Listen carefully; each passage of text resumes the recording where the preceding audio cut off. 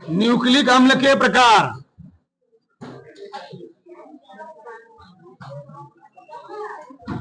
Nucleic अम्ल के प्रकार उसमें लिखो, यह दो प्रकार का होता है। यह दो प्रकार का होता है। ठीक, पहाड़े डालो डीएनए। डीएनए डाल रहे हैं। तो डीएनए हमने बोला था न्यूक्लिक अम्ल कितने प्रकार के होते हैं? दो प्रकार के। एक क्या होता है? डीएनए। एक क्या होता है? आरएनए। दोनों में देखोगे लास्ट में क्या लगा हुआ? न्यूक्लिक एसिड, न्यूक्लिक अम्ल। दोनों में क्या होता है? न्यूक्लिक अम्ल पाया जाता है। ठीक, उसमें लिखो इसका पूरा नाम।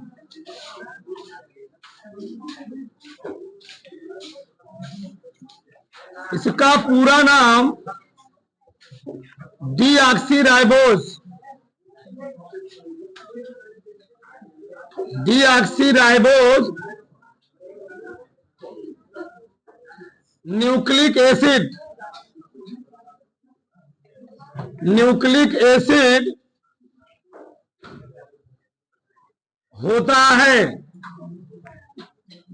इसका पूरा नाम डीऑक्सीराइबोस न्यूक्लिक एसिड होता है। इसकी खोज किसने किया था? फ्रेडरिक। कब? 1800, देखो इसमें 69 में इसकी खोज सर्वप्रथम 1869 ईस्वी में। चेक कर लेना। फ्रेडरिक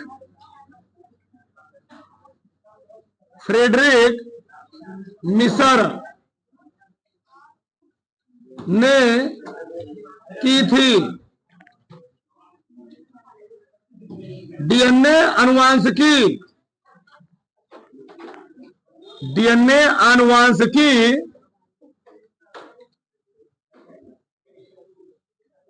कारकों का। डीएनए आनुवंशिकी कारकों का वाहक होता है। डीएनए आनुवंशिकी वाहकों का क्या होता है जी?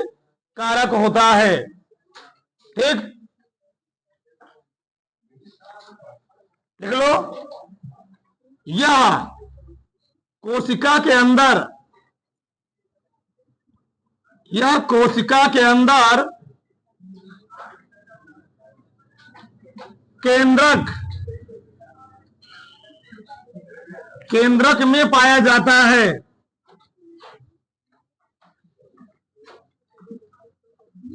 केंद्रक में पाया जाता है।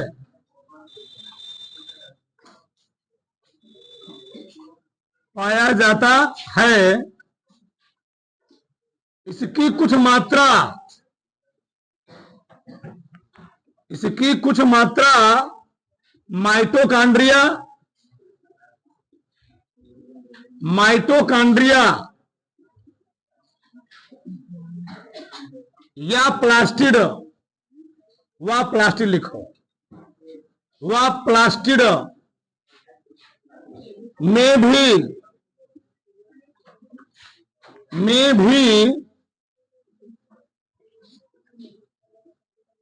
पाई जाती है। इतना बहुत है इसके बारे में भी। ठीक, दो जानता समझो पहले, तब विस्तार समझेंगे। डीएनए,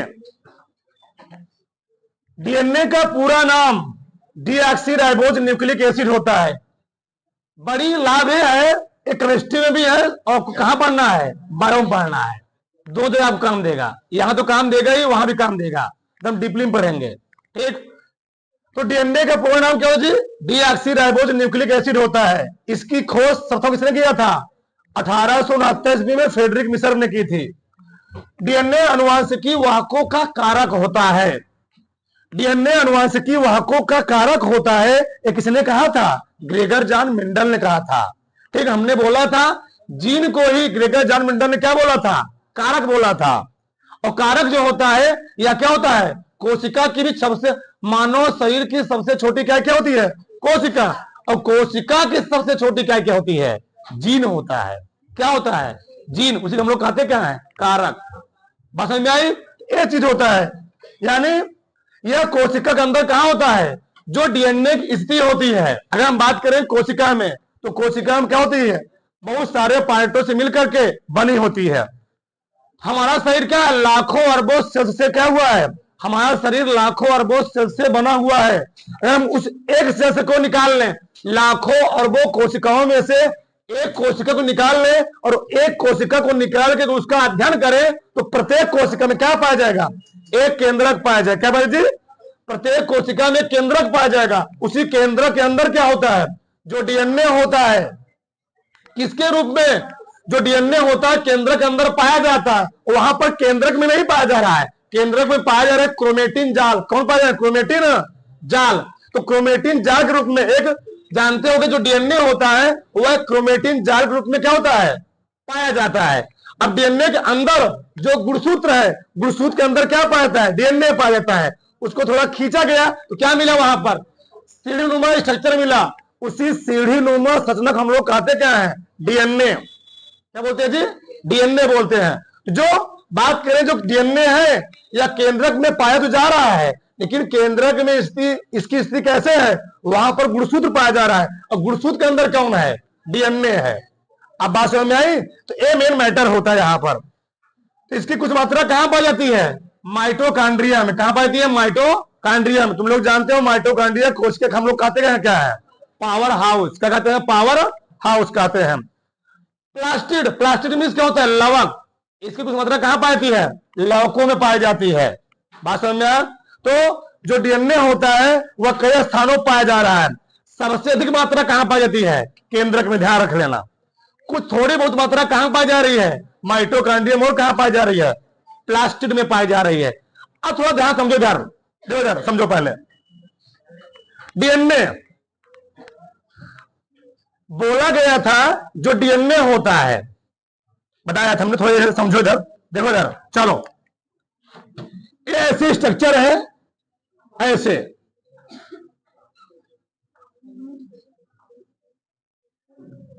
चलो देखो इधर, सबका ध्यान देना चाहिए, ठीक। एक गुणसूत्र है, क्या जी, क्रोमोसोम। एक गुणसूत्र है, गुणसूत्र।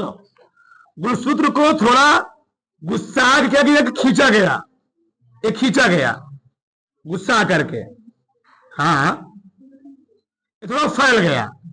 और एक लोग साइंटिस्ट बस इसमें क्या चल, खींचा तानी चल रही है और खींच दिए। बात समझ में आई। तो जब पहले तो क्रोमोसोम था, इसके अंदर जब इसके एक पार्ट खींचा गया, यहां पर क्या मिला हमको, डीएनए। क्या मिला, डीएनए। और खींचा गया, क्या मिला यहां पर, जीन मिला। क्या मिला, जीन। और इसी जीन को बताया गया था, हम लोग कहते क्या है, कारक। तो गुणसूत्र की खोज किसने किया था, क्या लिखवाया गया था, वार्डेयर। वार्डेयर ने नामकरण रखा था, ठीक, मिस्र ने ना। आगे तो डीएनए खोज किसने किया था, फ्रेडरिक मिस्र ने, फ्रेडरिक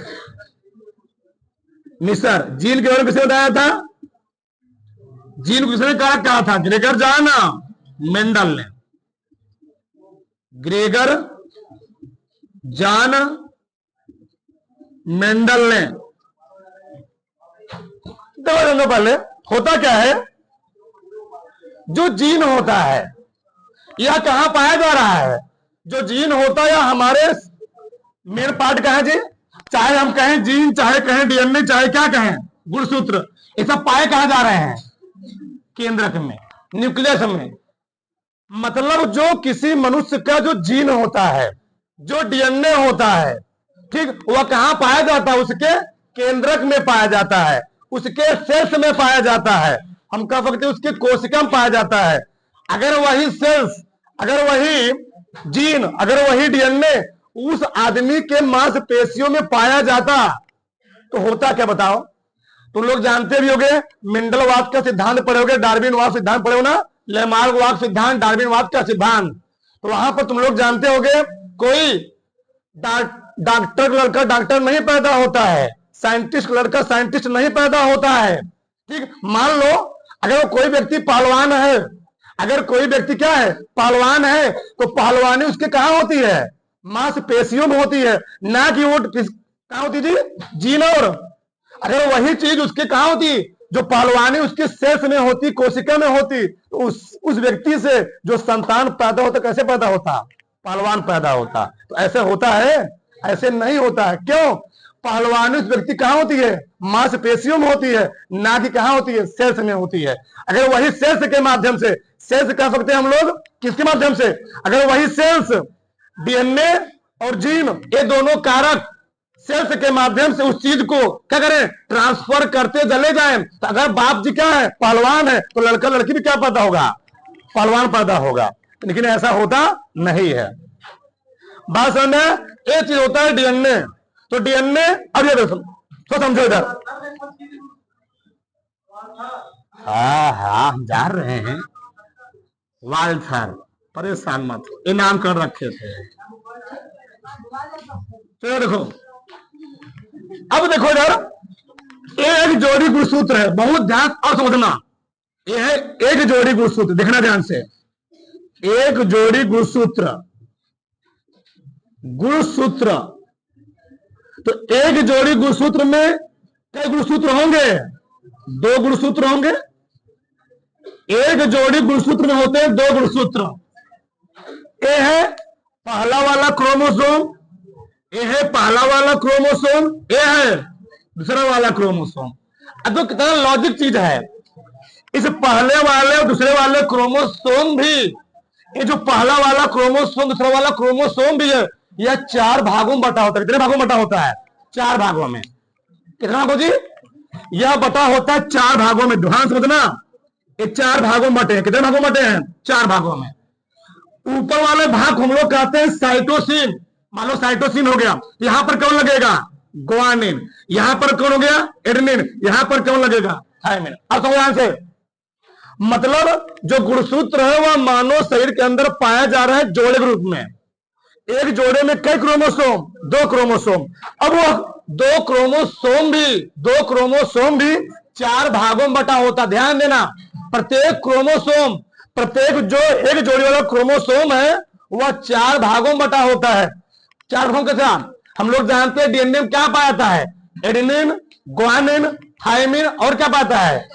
साइटोसिन पाया जाता है। तो यहां पर एडेनिन, ग्वानिन, थायमिन और साइटोसिन, यानी जो एक जोड़ी गुणसूत्र पाया जा रहा है ना, चारों नाइट्रोजनी तत्व एक ही जोड़ी में पाए जाते हैं। और यही क्या होता है? रेप्लिकेशन के माध्यम से, बायो पढ़े होगे, डीएनए द्विगुणन के माध्यम से, रेप्लिकेशन के माध्यम से हेलिकेज एंजाइम होता है। हेलिकेज एंजाइम इसी करता क्या है? रेप्लिकेट करता है। और जब रेप्लिकेट करता है तो यही क्या होता है? 2 भागों क्या होता है? टूट जाता है। और 2 भागों टूट करके अपने समान प्रतिकृति क्या करता है? तैयार करता है। ठीक, मतलब द्विगुणन होता क्या है? एक डीएनए है, यह 2 समान भागों में क्या हो जाएगा? अलग हो जाएगा। हेलिकेज नामक एंजाइम होता है, उस एंजाइम नाम क्या है? Helicase enzyme. Helicase enzyme. इस हेलिकेज एंजाइम से डीएनए क्या होता है? 2 समान भागों में क्या होता है? टूट जाता है। और 2 समान भागों में टूट करके प्रत्येक भाग अपने समान 2 नए नए प्रतिलिपि का निर्माण करता है। ठीक, तो इसी को हम लोग कहते हैं डीएनए क्या? द्विगुणन कहते हैं। यहां तक बात समझ में आया? किसी कोई डाउट नहीं है? नहीं होना चाहिए। अब ध्यान समझो, हम सब जानते हैं जो डीएनए होता है, एक जोड़ी में 4 भाग मिले। एडेनिन, जो एडेनिन होता है वह थायमिन के साथ डबल हाइड्रोजन बांड से जुड़ा होता है। एडेनिन थायमिन के साथ डबल हाइड्रोजन बांड से जुड़ा होता है। और साइटोसिन ग्वानिन के साथ ट्रिपल बंध से जुड़ा होता है। ट्रिपल बांड से जुड़ा होता है, त्रिबंध हाइड्रोजन बांड से जुड़ा होता है। समझ में आया? तो एडेनिन किसके साथ जुड़ा होता है? थायमिन के साथ डबल बांड से। और साइटोसिन किससे जुड़ा होता है? ग्वानिन के साथ कई बांड से? ट्रिपल बांड से। और यह क्रिया अनुरत चलती रहती है। और ध्यान रखना, सबसे मेन चीज है, हमने बोला था, कल बात किया था, जो डीएनए है, न्यूक्लिक अम्ल है, न्यूक्लिक अम्ल 3 प्रकार के अणुओं से मिलकर बना हुआ है। पहला है पेंटोस शर्करा, दूसरा क्या है नाइट्रोजनी क्षार, तीसरा क्या है फास्फोरिक अम्ल। अगर जो शर्करा है, अगर शर्करा और नाइट्रोजन क्षार आपस में जुड़े हैं, केवल द्विमिला, अगर शर्करा और नाइट्रोजन क्षार आपस में जुड़े होते हैं उसको हम लोग कहते हैं न्यूक्लियोसाइड। क्या बोलते हैं, ध्यान समझना। अगर शर्करा कौन आएगा, पेंटोस शर्करा। अगर शर्करा और न्यूक्लियो कौन जी, नाइट्रोजन बेस, नाइट्रोजनी बेस, अगर द्विमिला जुड़े हो, द्विमिला जुड़े हो, उस चीज को हम लोग कहते क्या है न्यूक्लियोसाइड, न्यूक्लियोसाइड। और वही जो न्यूक्लियोसाइड बना हुआ है यानी शर्करा और नाइट्रोजनी बेस, वही क्या होता है, अगर फास्फेट ग्रुप यानी हम लोग कहते हैं उसको फास्फोडाइजेस्टर बांड, क्या बोलते हैं फास्फोडाइजेस्टर बांड से जुड़ जाए तो उसी को हम लोग कहते क्या है न्यूक्लियोटाइड। अगर यही जो नाइट्रोजनी बेस था और क्या थी शर्करा थी, एक किससे जुड़ जाए फास्फेट ग्रुप से यानी फास्फोडाइजेस्टर बांड से जुड़ जाए तो उसी को हम लोग कहते क्या है न्यूक्लियोटाइड। तो न्यूक्लियोटाइड में कई मिला होते हैं, 3 मिला होते हैं, और न्यूक्लियोसाइड में कई मिला होते हैं, 2 मिला होते हैं। न्यूक्लियोसाइड में 2 मिला, शर्करा नाइट्रोजनी बेस, और न्यूक्लियोटाइड में 3 मिला, शर्करा नाइट्रोजनी क्षार और फास्फोरिक अम्ल भी जुड़ जाता है। तो जब फास्फोरिक अम्ल जुड़ जाए तो उसी को हम लोग क्या बोल देते हैं न्यूक्लियोटाइड। किससे जुड़े, फास्फोडाइजेस्टर बांड से। अब बात समझ में आई। तो न्यूक्लियोटाइड जो होता है वह 3 अणुओं से बना होता है, पेंटोस शर्करा, नाइट्रोजनी क्षार, फास्फोरिक अम्ल। हम बात कर रहे हैं पर्टिकुलर डीएनए के लिए, किसके लिए बात कर रहे हैं हम, डीएनए, डीएनए। तो डीएनए में क्या पाया, कौन शर्करा, कुछ अंतर नहीं होता आरएनए डीएनए में, थोड़ा अंतर होता है। जहां पर यहां पेंटोस शर्करा में डीएनए में पाया जाएगा डीऑक्सीराइबोस शर्करा, वही आरएनए में क्या पाया जाएगा राइबोस शर्करा। जहां पर पेंटोस शर्करा है डीएनए में पाया जाएगा डीऑक्सीराइबोस शर्करा, लेकिन आरएनए में क्या पाया जाएगा राइबोज शर्करा। अभी जानोगे भी क्या होता है। नाइट्रोजनी क्षार भी, नाइट्रोजनी क्षार होते हैं 2 प्रकार के, नाइट्रोजनी क्षार कितने प्रकार के, 2 प्रकार के। एक होता है प्यूरिन, दूसरा क्या होता है प्रीमिडिन। प्यूरिन में होते हैं डीएनए में 2 और प्रीमिडिन में कितने होते हैं 2। प्यूरिन में भी 2 और प्रीमिडिन में भी 2। तो प्यूरिन में कौन आएंगे, प्यूरिन में क्या आएगा एडेनिन, क्या आएगा जी एडेनिन, और क्या आएगा ग्वानिन, ग्वानिन। और प्रीमिडिन में क्या आएगा थायमिन, और क्या आएगा साइटोसिन। और यही अंतर क्या होता है, जहां पर थायमिन होता है डीएनए में वही आरएनए में क्या होता है यूरासिल होता है। बस ये अंतर, थोड़ा थोड़ा अंतर भी जानते रहो। यहां पर राइबोस शर्करा, जहां यहां थायमिन, वहां पर क्या पाया जाएगा यूरासिल पाया जाएगा, तो हो जाएगा आरएनए। पूरा लिखे जाना आराम से, ठीक। यहां बात समझ में आई। तो डीएनए में नाइट्रोजनी क्षार होते हैं 2, एक होता है प्यूरिन, दूसरा क्या होता है प्रीमिडिन। और प्यूरिन में 2 तत्व होते हैं, एक तत्व है ए, चारों तत्व है, और एक क्या है नाइट्रोजनी क्षार है। तो प्यूरिन और प्रीमिडिन नाइट्रोजनी क्षार है। प्यूरिन में 2 तत्व एडेनिन ग्वानिन, प्रीमिडिन में क्या तत्व 2 तत्व थायमिन और साइटोसिन। जो एडेनिन होता है वह थायमिन के साथ डबल हाइड्रोजन बांड से, और ग्वानिन साइटोसिन के साथ ट्रिपल हाइड्रोजन बांड से जुड़ा होता है, ठीक। आगे क्या होता है फास्फोरिक अम्ल H3PO4। और ध्यान रहे जो भी डीएनए में स्ट्रक्चर होता है, जो भी ये फास्फोरिक अम्ल का निर्माण हो रहा है, जो जुड़ते हैं, अभी आगे जानोगे। अगर न्यूक्लियोसाइड जो बन रहा है, अब सुनो ध्यान से, जो न्यूक्लियोटाइड का स्ट्रक्चर बन रहा है, न्यूक्लियोटाइड में कौन बना रहे हैं पेंटोस शर्करा, नाइट्रोजनी क्षार, फास्फोरिक अम्ल। कहा जाता है अगर 11 या 13 से ज्यादा, 11 या 13 से ज्यादा, बहुत सारे मैक्सिमम किताब मिलकर 13 से अधिक, अगर 13 से अधिक न्यूक्लियोटाइड, अगर 13 से अधिक न्यूक्लियोटाइड एक श्रृंखला में जुड़ जाएं, 13 से अधिक न्यूक्लियोटाइड एक श्रृंखला में जुड़ जाए, मतलब मान लो क्लास में 5 बच्चे, मैंने 5 लोग खड़ा कर दिया और 100 बच्चे 100 लोग एक सीधी लाइन खड़ा कर दिया। यहां पर हम क्या बोल रहे हैं 13 न्यूक्लियोटाइड को सीधी श्रृंखला में जोड़ दो। तो जब 13 न्यूक्लियोटाइड सीधी श्रृंखला में जोड़ दोगे तो उसको हम लोग कहते हैं क्या है पॉलीन्यूक्लियोटाइड। मतलब पॉलीन्यूक्लियोटाइड में कम से कम कितने न्यूक्लियोटाइड होने चाहिए 13। तो 13 अणु जब न्यूक्लियोटाइड के एक सीधी श्रृंखला में जुड़ जाते हैं तो उसी को हम लोग क्या बोल देते हैं पॉलीन्यूक्लियोटाइड। आप बात समझ में है ना। तो वही हम लोग कहते क्या है, जो न्यूक्लिक अम्ल होता है वह न्यूक्लियोटाइड क्या होता है, बहुलक होता है। क्या होता है, बहुलक होता है। बहुलक मीन्स क्या होता है, एक ही प्रकार के 13 अणु क्या होते हैं, सीधी श्रृंखला में जुड़े होते हैं। अब बात समझ में आना, ठीक। और किस बांड से, फास्फोडाइजेस्टर बांड से। किस बांड से जुड़े हैं, लिख दे रहा हूं मैं, फास्फोडाइजेस्टर बांड से। ध्यान रखना है, पूछा जाता है, फास्फो डाइजेस्टर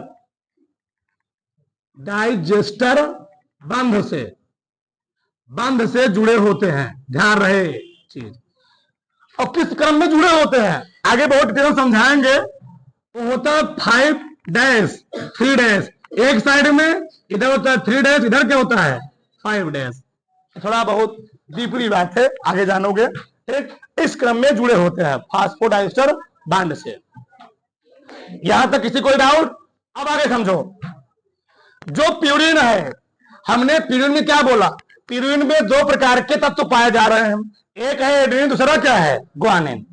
अब जो एडेनिन और ग्वानिन होता है उसमें 5 वाले कार्बन भी होते हैं और 6 वाले कार्बन भी होते हैं। लेकिन मतलब कहने के है, जो प्यूरिन वाला है, प्यूरिन वाले में दोनों होंगे, 5 वाले कार्बन और 6 वाले कार्बन, यानी पेंटोज और हेक्सोज दोनों होंगे। लेकिन पिरिमिडिन में केवल हेक्सोज वाला स्ट्रक्चर होगा। प्यूरिन में पेंटोज और हेक्सोज दोनों स्ट्रक्चर होंगे, लेकिन पिरिमिडिन में केवल हेक्सोज वाला स्ट्रक्चर होगा, यानी 5-6 कार्बन वाले होंगे। इसमें क्या होंगे, 5 कार्बन वाला और प्लस 6 वाला दोनों जुड़ा होगा। इसमें केवल कितना होगा, 6 वाला। कैसे, जैसे एडेनिन है, ये है एडेनिन का स्ट्रक्चर, किसका है, ये है एडेनिन। मैं स्ट्रक्चर बना दिया हूं, देखो यार, ये है एडेनिन, ये है एडेनिन का स्ट्रक्चर। तो इसमें कितने कार्बन है, मतलब पेंटोज है, क्या है, इसमें कितने हैं, 6 वाले, 1 2 3 4 5, यहां 1 2 3 4 5 6। तो पेंटोज वाला क्या है, हेक्सोज वाला। एडेनिन का स्ट्रक्चर है, ग्वानिन का स्ट्रक्चर है। ठीक, ये किसका है, ग्वानिन का। यहां पर क्या होता है, NH2, यहां पर क्या जी, NH2, वहीं पर क्या लगा होता है, यहां पर O लगा होता है। ये किसका हो गया, ये है ग्वानिन का। किसका है, ग्वानिन का, ग्वानिन। ठीक, अगला ये है थायमिन, किसका जी, थायमिन का, जिसमें क्या होता है, केवल हेक्सोज वाला। क्या होता है, हेक्सोज वाला। ये है थायमिन, थायमिन। और ये क्या है, साइटोसिन। क्या है, साइटोसिन। बात समझ में आई, सबका स्ट्रक्चर बना दिया गया है। यहां तक किसी कोई डाउट, यहां तक किसी कोई डाउट नहीं होना चाहिए। पहले यही बना लो, फिर यही फर्क बनाओ, बनाओ फर्क से। लिखो ये हो, अगर ये लिखो, डीएनए में पाए जाने वाले, हेडिंग है पाए जाने वाले नाइट्रोजनी क्षार। हेडिंग डाल लिखोगे तो इससे याद जल्दी होता है। नाइट्रोजनी क्षार, नाइट्रोजनी क्षार। देखो इसमें डीएनए में 2 प्रकार के नाइट्रोजनी क्षार पाए जाते हैं। लिखो, डीएनए में 2 प्रकार के, डीएनए में 2 प्रकार के नाइट्रोजनी क्षार, नाइट्रोजनी क्षार पाए जाते हैं, पाए जाते हैं। ठीक, पहले ही डाल दो, पहले ही डाल दो, प्यूरिन, प्यूरिन ही डालो इसमें। इसमें लिखो, इसके अंतर्गत, इसके अंतर्गत एडेनिन, इसके अंतर्गत एडेनिन व ग्वानिन, व ग्वानिन आते हैं। बस सार कम लिख लो, आते हैं। इसके अंतर्गत एडेनिन व ग्वानिन आते हैं। दूसरा लिखो, प्रीमिडिन, पिरीमिडीन। इसके अंतर्गत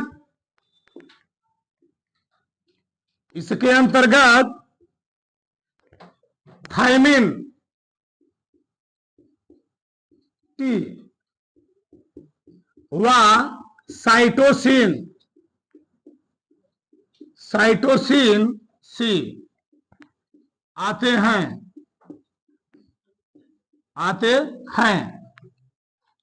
इसको लिखने के बाद फिर नीचे लिखना है, लिख लिया था ना, अब नीचे लिखो। डीएनए अणु में एडेनिन,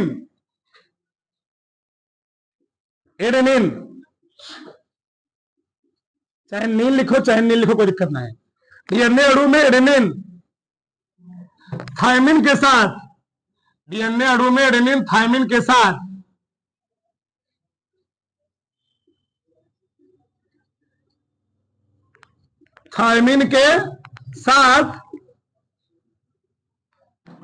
द्विबंध द्वारा यानी डबल बॉन्ड, ऐसे लिखना, ऐसे देखो यहां ए डबल बॉन्ड पी, द्विबंध द्वारा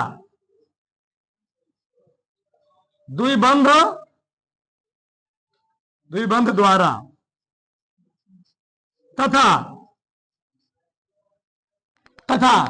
क्या जी,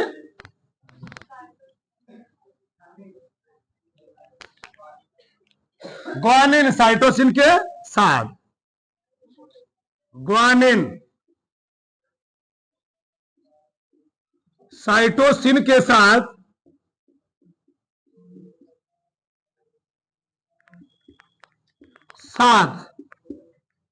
त्रिबंध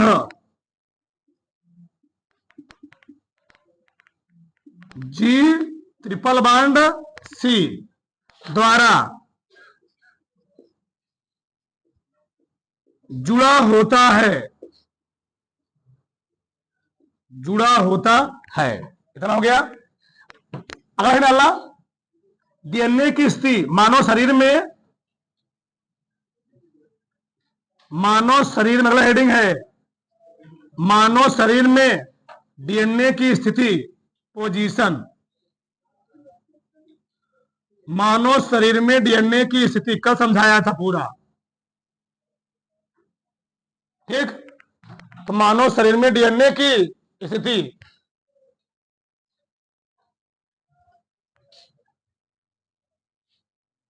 देखो, प्रोकैरियोटिक कोशिकाओं में डीएनए प्रोकैरियोटिक कोशिकाओं में डीएनए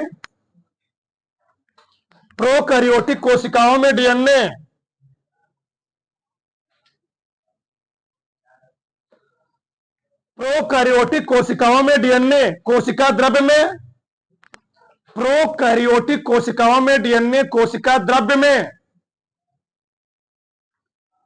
प्रोकैरियोटिक कोशिकाओं में डीएनए कोशिका द्रव्य में तथा यूकैरियोटिक कोशिकाओं में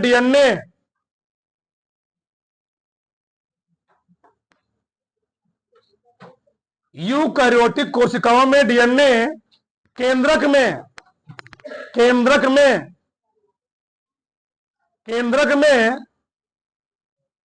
तंतुओं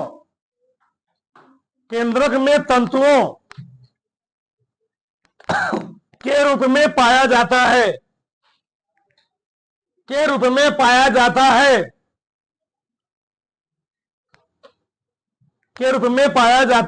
है,